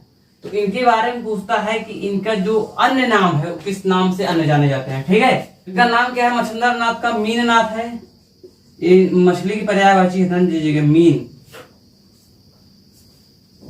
जाल पड़े जल जात वह छड़ मीनन का मोह, इन लाइन हमेशा याद रखिएगा, बहुत जरूरी है कि जो मछली होती है और समंदर जल दोनों के बीच में प्यार कुछ इस प्रकार से होता है कि दो लोगों में से एक, जैसे मछली होती है वो जल से अलग यानी जल से विरक्त होते ही अपने प्राण त्याग देती है, लेकिन एक जल होता है जिसे कोई मतलब नहीं रहता, जाल पड़ते ही वो मछली के साथ छोड़ देता है और खुद लौट आता है। ठीक है, तो जाल पड़े जल जात वही छड़ मीनन को, आगे मुझे नहीं याद है तो क्या कीजिए। ठीक, तो मच्छंदर नाथ, जलंधर नाथ, खैर इनका जलंधर नाम आता है, तो इन्हें बालनाथ इनका नाम है, बालनाथ। ये क्वेश्चन पूछता है इसलिए मजाक मत लीजिएगा, ये आता है। ठीक है, बालनाथ। नागार्जुन का नाम रसायनी है, क्या नाम है? रसायनी है। चौरंगी नाथ इनका नाम है, चौरंगी नाथ को पूरन भगत के नाम से जाना जाता है। ठीक है, ये किसके शिष्य थे? ये थे गोरखनाथ के शिष्य थे। इनके चौरंगी नाथ का नाम पूरन भगत, पूरन भगत के नाम से प्रसिद्ध थे। याद रखिए ये क्वेश्चन पूछता है। ठीक है, ये वाला चौरंगी नाथ ज्यादा इंपॉर्टेंट है। तो इस प्रकार से पाते हैं कि आपका मोटा मोटा चीजें हो चुकी हैं, लेकिन एक जरूर चीज और है, उसमें क्या आ जाता है, बहुत इंपॉर्टेंट है। एक भैया ले लो किसको? गोरखनाथ जी को। एक हो जाते हैं आपके नागार्जुन, एक आ जाते हैं आपके चरपटनाथ, और एक आ जाते हैं आपके जलंधर जी। ठीक है, चरपट, गोरखनाथ, जलंधर और नागार्जुन, ये चार लोग के बारे में क्यों बता रहा हूं? ये चार लोग सिद्ध और नाथ दोनों की कैटेगरी में आते हैं। ठीक है, तो ये क्वेश्चन पूछा गया कई बार, आगे भी संभावना है कि इनमें से कौन सिद्ध और नाथ के संपर्क परंपरा में नहीं आते, या दोनों के साथ में गिनती नहीं होती, तो चार में से किसी एक को मिस कर देंगे तो उसी पकड़ना रहेगा, या तो आपको चारों में से किसी एक का नाम दे देंगे, पूछेंगे किसकी गणना सिद्ध में होती है, किसकी नाथ में देखेंगे सिद्ध और नाथ दोनों में होती है, इनमें से किसी में नहीं होती, तब आप फंस जाओगे सिद्ध और नाथ दोनों में कैसे होता होगा। तो ये चीज क्लियर रखिएगा कि चरपट, गोरखनाथ, जलंधर और नागार्जुन, इन चारों लोगों की जो गणना है वो दोनों में होती है। ठीक है, तो इस प्रकार से पाते हैं कि जो टॉपिक आपका क्वेश्चन पूछने के लायक है, जेआरएफ, नेट आपका और अदर चीजों में जो हिंदी साहित्य से रिलेशन में आते हैं, रिलेटिव है, उन सब में आपका जो नाथ साहित्य है उसके इससे बाद में मेरे अंदाज से जो है क्वेश्चन बहुत ज्यादा आएगा, मतलब आएगा ही नहीं, एक तरीका यह कह सकता हूँ, लेकिन फिर भी अब क्या कुछ कहा नहीं जा सकता, आयोग क्या कर ले क्या ना करे। ठीक है, तो आगे हम इसे साफ करते हैं, और अगला आपका होता है क्या? रासो साहित्य। क्या होगा आपका? रासो साहित्य। रासो साहित्य के बारे में थोड़ा सा महीने से जान लेते हैं हम ये लोग कि जो रासो साहित्य है, पहले रासो का मतलब, अगर रासो का भी नाम देते तो हमेशा याद रखिए कि जो आदिकाल की रास अलग चीज है जो कि जैन से संबंधित है, और रासो अलग है जो कि ज्यादातर वीरात्मक रचनाओं से संबंधित है। ठीक है, तो इसके बारे में थोड़ा सा जानकारी आपको देते हैं, इसे साफ कर दें। तो अगला टॉपिक क्या है, आप लोग को जान ही रहे होगे, वो है रासो काव्य। रासो काव्य, ठीक है, रासो काव्य के अंतर्गत दो प्रकार रचनाएं आते हैं, एक आता है प्रबंध काव्य, ठीक है, और एक रचना आता है उसका नाम है प्रबंध काव्य का होता है वीर काव्य, वीर गीत। ठीक है, मुझे बैलेंस से कहते हैं वीर गीत। ठीक है, तो रासो काव्य के अंतर्गत दो रचनाएं आती हैं, एक है प्रबंध काव्य और एक है वीर गीत। ठीक है, अब हम क्या करते हैं, थोड़ी सी कुछ रचनाएं हैं जो कि बहुत इंपॉर्टेंट है आपके लिए, वो सब लिखते हैं। तो सबसे पहले क्या है, खुमाण रासो। क्या है, खुमाण रासो, खुमाण रासो। उसके पास है, उसके बाद है विजयपाल रासो। अब इस बारे में बकायदे चर्चा करेंगे, विजयपाल रासो। ठीक है, विजयपाल रासो। फिर उसके बाद नाम आ जाता है बीसल देव रासो, बीसल देव रासो। फिर उसके बाद है चंद्रवरदाई जी की पृथ्वीराज रासो।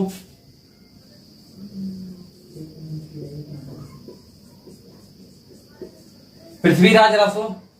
फिर उसके बाद में आ जाता है आपका जयचंद्र प्रकाश।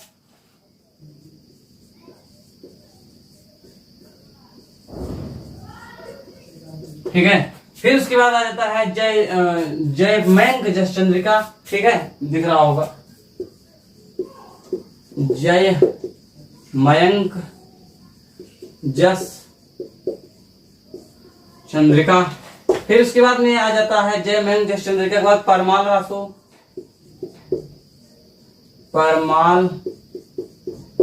परमाल रासो। ठीक है।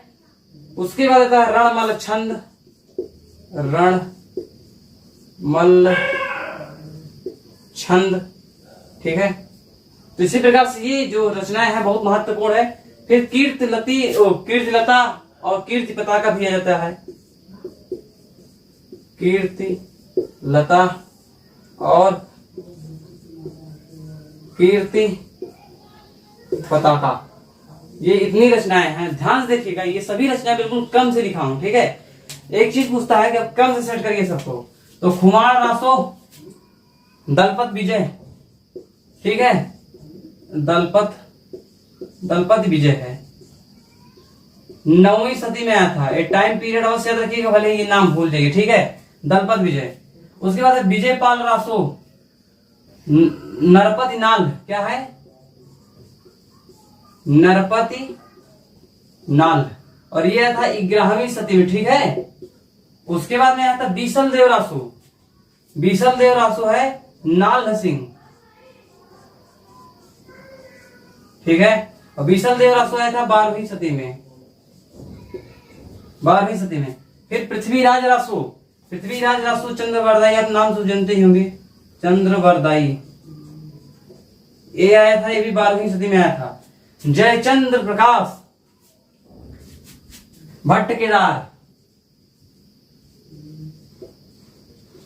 ठीक है, जयचंद्र प्रकाश भट्ट केदार, ये भी 12वीं सदी में आया था। उसके बाद है जय मयंक जस चंद्रिका, ये है मधुकर कवि। कौन लिखा है? मधुकर कवि का पूरा नाम है। उसके बाद ये भी 12वीं सदी में आया था। फिर है परमाल रासो जगनिक, ये है जगनिक ने लिखा है। बहुत वीआईपी रचना है दोस्त, अगर एक बार पढ़ लेना मजा, बहुत मजा आता है पढ़ने में। इतना वीआईपी रचना है। इन्हें आल्हा के नाम से जानते हैं, जो बुंदेलखंड का एरिया है, बैसवाई क्षेत्र का, वहां पर ये आषाढ़ के टाइम में गाया जाता है। और आषाढ़ अब लग चुका है इसी टाइम पीरियड में। बहुत मजा, जब बारिश होती है ना, अगर आप ये सुन लो। आपको मैं बताता हूँ, एक यूट्यूब में चैनल है, अगर आप उससे मुझे सही याद है तो गया प्रसाद। ठीक है, तो नाम उसका है गया प्रसाद जी का। वो आल्हा डालते हैं, तो ये लिख दीजिएगा गया प्रसाद का आल्हा। इतना वीआईपी है, इतना अच्छा लोकगीत है यार, कसम कहते हैं। आप 1-1 घंटा 1.5 घंटे की वीडियो आप कब खत्म हो जाएगा पता ही नहीं चलेगा। बहुत वीआईपी गाते हैं यार, और सबसे अच्छा वही गाते हैं, मुझे पर्सनल लगता है, बहुत वीआईपी। तो परमाल रासो जगनिक, ये 13वीं सदी में आया था। ठीक है, याद रखिएगा। रणमल छंद श्रीधर, रणमल छंद श्रीधर, ये आया था 14वीं सदी में। और उसके बाद जो कीर्तिलता कीर्तिलता ये है विद्यापति का, और ये कब आए थे? 14वीं सदी के आखिरी में, 15वीं सदी के जस्ट प्रारंभ में। ठीक है, एक खास टाइम पीरियड जो कि ऐसा होगा, तो 14वीं के अंत और 15वीं का प्रारंभ, इसे आप जान सकते हो। तो कुल मिलाकर ऐसी ऐसी रचनाएं हैं आपके सामने। थोड़ा सा और रचनाओं के बारे में जानते हैं। कुमार रासो राजा कुमार के नाम पर ज्यादा है। विजयपाल रासो नरपति नाल जी का है, जो कि राजा विजयपाल के बारे में वर्णन है। बीसल देव रासो जो प्रथम वीर गीत है, ध्यान दीजिएगा, वीर गीत परंपरा की प्रथम रचना बीसल देव रासो। इसको 20 से ज्यादा प्रतियां उपलब्ध है, मालूम ही नहीं चलता कौन सी प्रथम है। और ये गीत के बारे में लिखा गया, चारांश शुक्ल ने इसके बारे में लिखा है कि इसे देखने में ऐसा लगता है कि ये भी एक प्रबंध काव्य के रूप में होगा, मतलब फाइट वाला होगा, लेकिन इसमें भी गीत गौने भरे हैं। तो पृथ्वीराज रासो जानते ही हो, राजा पृथ्वीराज के बारे में आपके यहाँ लगा भी है। और ठीक है, उसके बाद में है जयचंद्र प्रकाश, ध्यान दीजिएगा, जयचंद्र प्रकाश और जय मयंक जस चंद्रिका, ये दोनों आप प्राप्त हैं। ये राजा जयचंद्र के ऊपर लिखे गए हैं। और राजा जयचंद्र पृथ्वीराज रासो के जो नायक है राजा पृथ्वीराज, उनके मौसी के लड़के हैं, उनके मौसी के लड़के हैं। पृथ्वीराज रासो जब आप पढ़ोगे पाओगे कि जयचंद्र जो है उनकी जो बेटी है उसके अपने मौसी के भाई, मौसी के बेटा जो कि इनका भाई हुआ, मौसेरा भाई, उसकी बेटी के साथ इनका अफेयर हो जाता है। ठीक है, तो ये अपने जयचंद्र जी अपने बेटी का स्वयंवर रखते हैं और पृथ्वीराज को नहीं बुलाते और उन्हें नीचे दिखाने के लिए इनकी एक मूर्ति बनवाते हैं और मूर्ति को कहाँ खड़ा करते हैं? द्वार पर, यहाँ पर जो द्वारपाल होता है ना, यहाँ पर उनको खड़ा करते हैं। तो जितने भी लोग थे उन सबको, मतलब जो भी बन के आए थे कि भाई मेरे साथ शादी हो जाए, अच्छे अच्छे लोग, उसको इस लड़की ने सबको छोड़ दिया और जो फूल थी, वरण थी, माला था, वो लेकर आई किसके ऊपर? पृथ्वीराज के ऊपर डाल दी, क्योंकि अफेयर था। बहुत सुंदर कहा जाता है। और भैया जो हमारे पृथ्वीराज जी हैं बहुत बड़े दिल के बड़े थे, बहुत दिल के बड़े थे, इनसे बड़ा कोई दिल का बड़ा नहीं था। ऑलरेडी कई शादी कर चुके थे। ये इतना ही सुने कि ये मुझे चाहती है और दिक्कत में है। ये अपने संपूर्ण सेना साथ आए और यहाँ से लड़की उठाए और चल दिए। रास्ते में घमासान युद्ध हुआ, फिर भी कोई बात नहीं, जान जाए तो जाए, राजा का मान न जाने पाए ना। तो ये अपने यहाँ आसन में अपने राज दरबार में से लेकर आए और भोग विलास की वस्तु के रूप में बढ़िया तरह से अपना एंजॉय किया। तो राजा क्या किया जा सकता है इसके बारे में? हमारे छोड़ जाने तो नई सांप्रदायिकता वाली भावना में आने लगेगी। तो जसमैन जस चंद्रिका मधुकर कवि की है, ये भी अप्राप है। अप्राप है तो पता कहाँ चला? एक रचना है राठौरारी ख्याति। ये पूछता है क्वेश्चन कि इन दोनों रचनाओं का वर्णन कहाँ पर मिलता है? अप्राप्य है, मतलब इनका प्राप्त नहीं है ये अभी। तो राठौरारी ख्याति एक रचना है, राठौरारी ख्याति, उसमें इन दोनों का वर्णन है। ठीक है, उसके अनुसार पर माना जाता है। आगे ध्यान दीजिएगा, परमाल रासो 1865 में इसे एक चार्ल्स इलियट नाम के एक अंग्रेजी अफसर थे। कौन से? Charles Elliot. Charles Elliot. ठीक है, मुझे लिखने की बहुत बड़ा बीमारी ये है कि मैं क्रम पर नहीं ध्यान देता, आपको हर चीज समझता चलता हूँ, थोड़ा ध्यान दीजिएगा अभी। तो चार्ल्स इलियट 1865 में इसे प्रकाशित करवाया था। ठीक है, उसके बाद क्या है? रणमल्ल छंद श्रीधर जी का, बहुत इंपॉर्टेंट नहीं है। उसके बाद कीर्तलता का आप आगे पढ़ लोगों या ये भी भेदा किसके बारे में पूछा था? बस 14वीं 15वीं सदी में। उसके बाद है आप विद्यापति की जो पदावली, बहुत फेमस रचना है, बहुत फेमस रचना है। कभी कभी विद्यापति जो पदावली है उसके अनुसार पर काफी कई लोग, मतलब कई रचनाकार क्या है कि दो खंडों में विभाजित हो जाते हैं। कुछ लोग कहते हैं कि जो विद्यापति जी हैं वो सिंगारी हैं, कुछ लोग कहते हैं कि नहीं यार ये भक्त हैं, कुछ लोग कहीं और कुछ मान लेते हैं। ठीक है, तो ये इसके बारे में भी चर्चा करते हैं। तो जो श्रृंगारी है वो मानने वाले में एक लोग हैं आचार्य रामचंद्र शुक्ल, ज्यादा फेमस हैं। और जो इन्हें भक्त मानते हैं, भक्त के अंतर्गत आचार्य हजारी प्रसाद द्विवेदी मानते हैं। वैसे देखिएगा कि ज्यादातर जगहों पर, मतलब मैक्सिमम जगहों पर आप पाओगे कि रामचंद्र शुक्ल अगर ओदपुर जा रहे हैं तो वो महमूदपुर जाएंगे। ठीक है, तो दोनों अपना अलग अलग, मतलब अच्छा तर्क रखते हैं, दोनों अपने अपने जगह बहुत वीआईपी तर्क रखते हैं और अपने अलग अलग मानते हैं। तो कीर्तलता का भी आपके सामने हो चुका है। अगला टॉपिक क्या ले लें? अगला टॉपिक थोड़ा सा जैन परंपरा का ले लेते हैं। जैन परंपरा में क्या आता है? तो जैन परंपरा में जो हमने पहले बात की थी अपभ्रंश वाला, मैक्सिमम चीज उसी में आ जाते हैं। उसके बाद में थोड़ा सा जैन परंपरा अलग से लेते हैं क्योंकि उसमें थोड़ा सा जुड़ा है फागु काव्य। ठीक है, तो उसके बारे में थोड़ा सा हम चर्चा कर देते हैं। तो इसे थोड़ा साफ करना पड़ेगा, आप करोगे भाई? यार थोड़ा ये छूट चुका था मुझसे पढ़ाते वक्त इतनी टॉपिक्स। ठीक है, तो इसके बारे में थोड़ा बताते हैं आपको, एक एक करके ध्यान दीजिएगा। एक है कन्नौज सर्ग। ठीक है, कन्नौज युद्ध नाम का एक सर्ग है जो कि पृथ्वीराज रासो में है। ये पृथ्वीराज रासो का सबसे बड़ा सर्ग है, कन्नौज युद्ध। ठीक है, तो इस चीज जान लीजिएगा। उसके बाद है बीसल देव रासो, एक रचना है बीसल देव रासो जो कि मैंने आपसे बताया था। तो बीसल देव रासो सबसे पहली सी रचना है जिसमें 12 मासा वर्णन मिलता है। 12 मासा अगर आप कभी पढ़ोगे तो इतना बढ़िया लिखा है उन्होंने, 12 मासा वर्णन किया है मलिक मोहम्मद जायसी जी ने नागमती वियोग वर्णन के खंड में। 12 मासा कि चढ़ा आसान गगन घंजा गाजा साजा बिरा दुंद दल बाजा ओनही घटा शीत और फेरी, मतलब ऐसी बहुत वीआईपी रचना लिखा, हर एक बात, हर एक चीजों में इसे कहा है। उसके बाद में आया है कीर्तिलता, जो कीर्तिलता विद्यापति की है उसको अगर देखोगे वो भृंग भृंगी संवाद में लिखा गया। ठीक है, एक रचना पूछता है से कौन सी रचना भृंग भृंगी संवाद में रचित है। ठीक है, तो कीर्तिलता भृंग भृंगी संवाद में लिखी गई है। एक है मिश्र बंधु जी। मिश्र बंधु जी ने कहा है कि सही अर्थों में चंद्रवरदाई जी को हिंदी का प्रथम कवि मानना चाहिए। ठीक है। उसके बाद बच्चन जी ने कहा है कि अगर पृथ्वीराज रासो एक राजनीतिक काव्य है, सही अर्थों में एक राजनीतिक त्रासदी। ठीक है। क्या कहा है बच्चन जी ने? इसे त्रासदी भी कहा है पृथ्वीराज रासो को। फिर डॉक्टर बुलर आ जाते हैं। डॉक्टर बुलर एक ऐसे इंसान है जिन्होंने सबसे पहली बार पृथ्वीराज रासो को अप्रामाणिक ग्रंथ घोषित कर दिया था। ठीक, अप्रामाणिक ग्रंथ घोषित किया था। जस्ट उसी जगह से कई ऐसे रचनाकार हैं जो आप देख सकते हो, इतने लोग अलग अलग टॉपिक में विभक्त हो गए, उनके बारे में थोड़ा बात कर देते हैं। एक प्रमाणिक क्षेत्र है, एक अप्रमाणिक क्षेत्र है और एक अर्ध प्रमाणिक क्षेत्र है। ठीक है। अगर आप यहाँ पर प्रमाणिक को देखोगे तो प्रमाणिक में आप पाओगे कि एक है मिश्र बंधु और कर्नल टाड और मोहनलाल विष्णुलाल पांड्या, ये 3 लोग आते हैं। 3 लोग इंपॉर्टेंट है, कई और भी आते हैं। तो मोहनलाल विष्णुलाल पांड्या, कर्नल टाड और मिश्र बंधु, इन्होंने कहा कि भैया जो पृथ्वीराज रासो है वो क्या है? प्रमाणिक है। इसमें से जो पांड्या है, यानी मोहनलाल विष्णुलाल पांड्या जी ने, इन्होंने बताया कि जो संबंध जो तय किया गया है इसके अंतर्गत पृथ्वीराज रासो में, उसमें हम पाते हैं कि जो हमारी रियल है, मतलब हमारे इतिहास से 90 से 91 वर्ष ही डिफरेंट पड़ रहा है। ऐसा क्यों भाई? अगर वो गलत है, अगर वो फेक है तो पूर्णतः अंतर आना चाहिए था, लेकिन हर एक सन में 90 से 91 वर्ष का ही डिफरेंट आ रहा था। तो उन्होंने बताया कि सन और संवत में हमेशा अंतर होता है। तो हर एक सन और हर एक संवत में बहुत अंतर होता है। तो हो सकता है कोई एक ऐसी संवत का इन्होंने वर्णन किया हो जो 90 से 91 वर्ष की दूरी पर मौजूद है। ठीक है। तो इस प्रकार से इन्होंने आनंद संवत की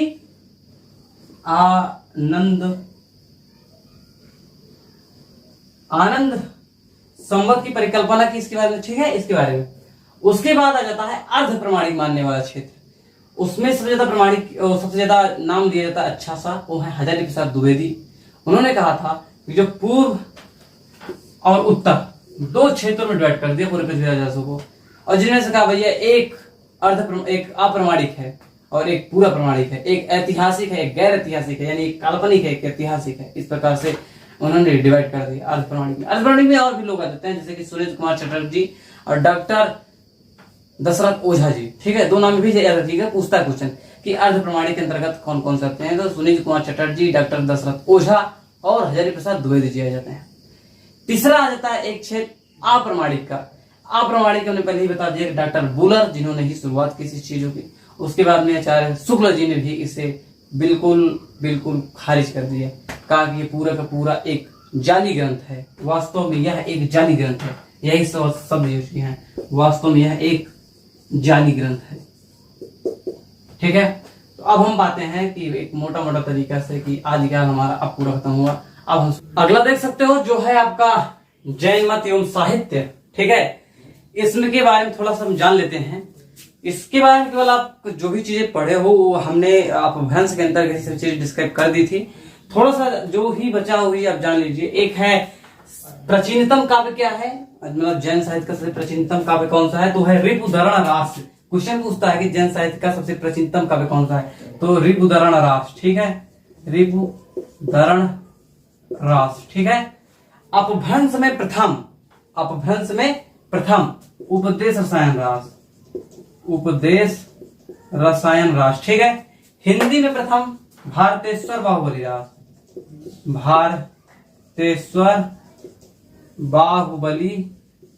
रास। ठीक है।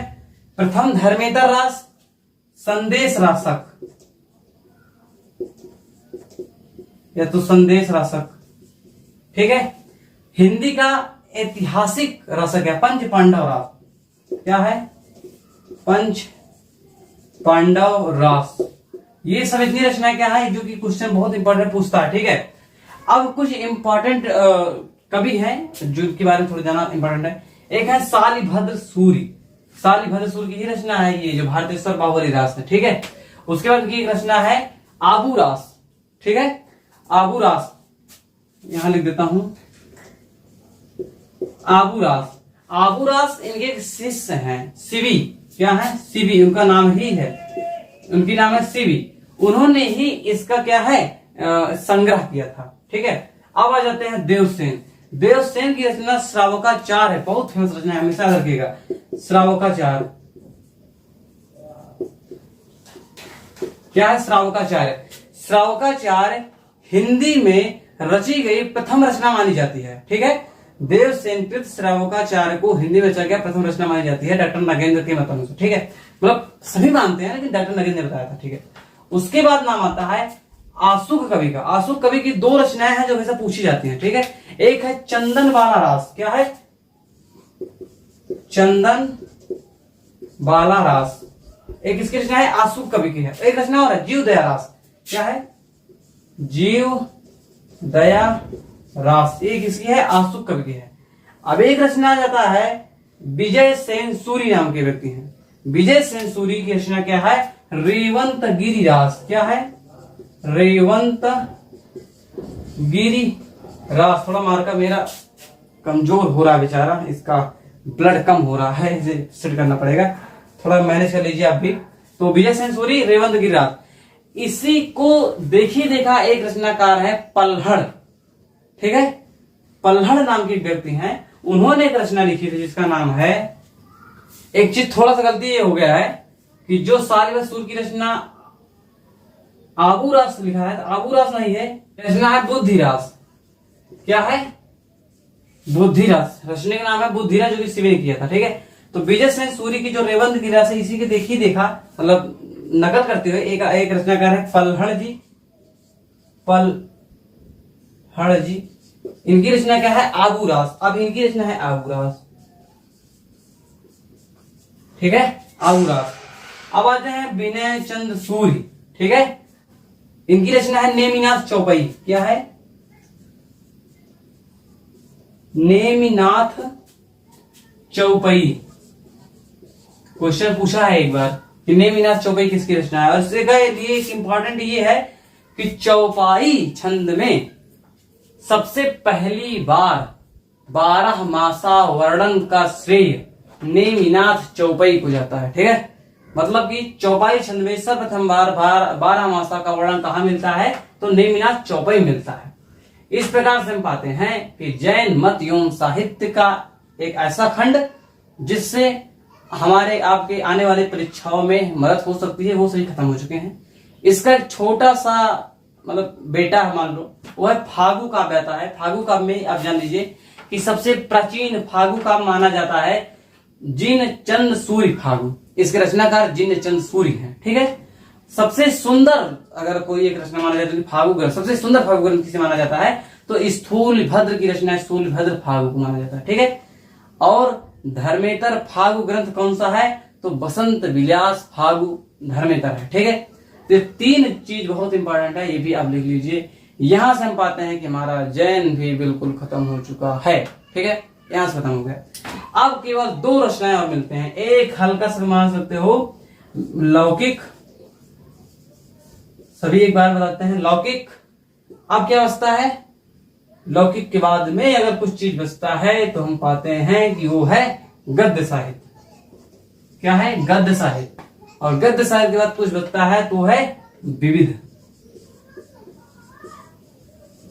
ठीक है, ये 3 टॉपिक हमारे और बचते हैं। तो थोड़ा हम लौकिक के बारे में देख लेते हैं, फिर गद्य के बारे में, फिर विविध के बारे में थोड़ा हिसाब कर दें। तो अब आपके सामने मौजूद है एक लौकिक साहित्य, विविध और गद्य। ठीक है, तो सबसे पहले लौकिक साहित्य के बारे में हम देखते हैं। लौकिक साहित्य में है क्या? दरअसल लौकिक क्या होता है समझ लीजिए। एक होता है लौकिक, एक होता है अलौकिक। लौकिक को इहलौकिक भी कहते हैं। ठीक है, कुछ खास ज्यादा है नहीं, थोड़ा सा ये है कि अभी तक आपने जितनी परंपराएं देखी उससे थोड़ा हट करके चीजें हैं। ठीक है, तो ये लौकिक है। लौकिक में आपने सबसे पहले एक रचना देखा होगा, ढोला मारू र दुहा। क्या है? ढोला मारू र दुहा। मैं यहां लिख देता हूं,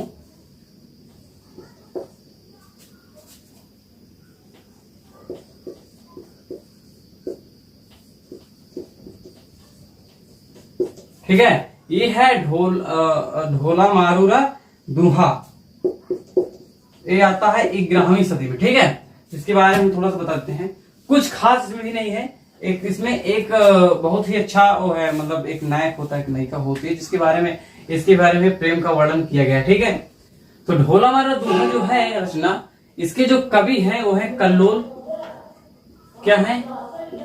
कवि कल्लोल है और ये 11वीं सदी में आई थी। ठीक है, अब हम एक चीज को बता देना चाहते हैं, ढोला मारा दूल्हा की जो दोहे हैं इसको हेमचंद्र और बिहारी, हेमचंद्र और बिहारी के बीच की कड़ी आचार्य हजारी प्रसाद द्विवेदी जी ने माना है। ठीक है, ये क्वेश्चन पूछता है कि ढोला मारवा दूल्हा की जो दोहा है उसका विद्यापति और बिहारी के बीच की कड़ी किसने माना था? हजारी प्रसाद द्विवेदी ने माना है।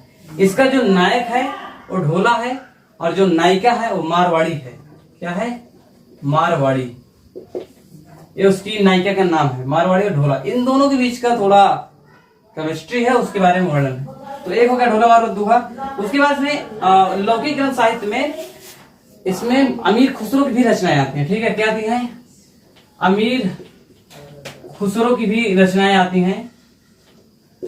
अमीर खुसरो की रचनाएं खाली बरी जो है, जैसे कि आप जानते हो हिंदी और फारसी के बीच की जो भी शब्द कोश है उसे मान सकते हो। तो अमीर खुसरो की ये सब रचनाएं आ जाती हैं। अमीर खुसरो के बारे में जान लीजिए कि खड़ी बोली का प्रथम कवि एक प्रकार से वही है जो 13वीं शताब्दी में पैदा हुए, तभी से स्टार्ट कर दिए थे। ठीक है, तो इतना चीज जाने रहिए। इनकी रचना है नुपुर सिहाग। क्या है?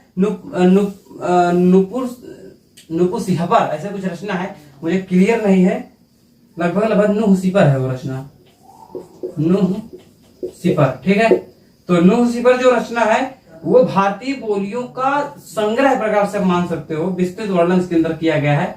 तो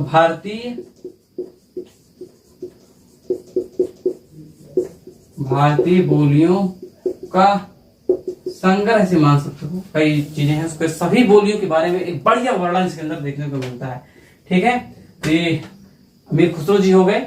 लौकिक साहित्य के अंतर्गत एक दो और आता है मेरे अंदाज से, अगर सही हूं तो वो है बसंत विलास। ठीक है, एक रचना क्या है? बसंत। इसके रचनाकार मालूम नहीं है किसी को, तो हमें भी नहीं मालूम है। और जो लौकिक साहित्य के अंतर्गत विद्यापति की पदावली भी आ जाती है। क्या है? पदावली आ जाती है। और पदावली के बारे में एक बहुत इंपॉर्टेंट रचना है, एक बात है कि निराला नाम सुना होगा। निराला ने इसकी जो पद हैं उनकी मादकता के कारण, उनकी सुंदरता के कारण इसे नागिन की लहर कहा है। क्या कहा है? नागिन की लहर। ठीक है, तो इस प्रकार से पाते हैं कि हमारे मोटा मोटा चीज जो है तो वो क्लियर हो चुका है। अमीर खुसरो जो है हिंदी के प्रथम कवि भी माने जाते हैं, जानते रहिएगा। इस प्रकार से हम पाते हैं हमारा लौकिक साहित्य जो है बिल्कुल क्लियर हो गया है। अब थोड़ा सा विविध देख लेते हैं। विविध मतलब होता है कि यार थोड़ा एक अलग ही दिशा में कोई चीज भाग रही होती है, वो बिल्कुल कालखंड से हट के, जिसका और चीजों में जोड़ा नहीं जा सकता, उस स्थिति में विविध के अंतर्गत सब चीजों को रख दिया जाता है। तो विविध के अंतर्गत हम अगर थोड़ा ध्यान देते हैं तो एक रचना है मातृका प्रथमाक्षरा। ठीक है, क्या है? मातृका प्रथमाक्षरा। ठीक है, इसे हम प्रथम बावनी का मानते हैं। क्या मानते हैं हम? यार कैमरा के सामने आ जाते हैं, आपको दिक्कत होती होगी, थोड़ा सा मैच करिएगा। प्रथम बावनी काव्य माना जाता है। मातृका प्रथमाक्षरा को प्रथम बावनी काव्य माना जाता है। उसके बाद में चीज जान लीजिए कि डिंगल शब्द का सर्वप्रथम जो प्रयोग है, डिंगल शब्द का सर्वप्रथम प्रयोग वो बांकीदास नाम के एक आदमी है और रचनाकार थे, बांकीदास। ठीक है, कौन है? बांकीदास। बांकीदास जी थे। उनकी रचना अगर मुझे बिल्कुल सही याद है तो है कुकवि बत्तीसी। क्या रचना है? कुकवि बत्तीसी। तो प्रथम बावनी का हो गया। बांकीदास की रचना है कुकवि बत्तीसी।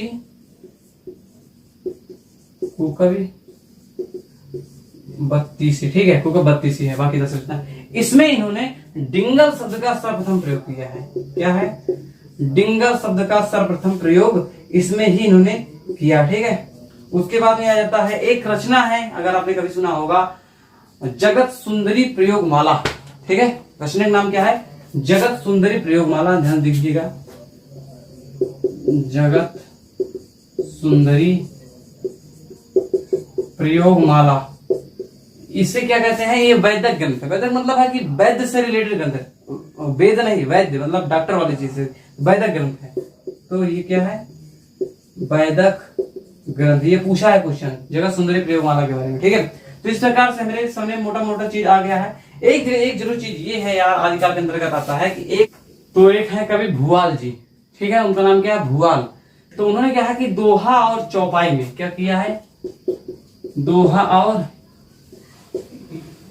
और चौपाई में सर्वप्रथम भगवत गीता का अनुवाद किया था। क्या किया था, भगवत गीता का अनुवाद सर्वप्रथम दोहा और चौपाई छंद में महाकवि भुआल ने किया था।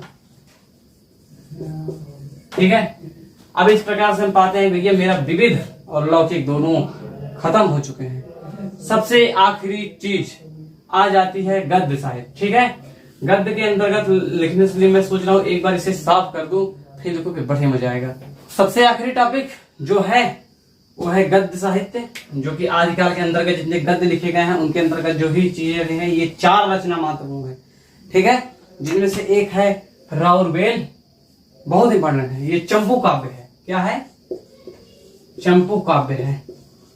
और इसके रचनाकार 10वीं सदी में आई थी, उसके रचनाकार है राउरबेल के रोड कवि। कौन है, रोड कवि।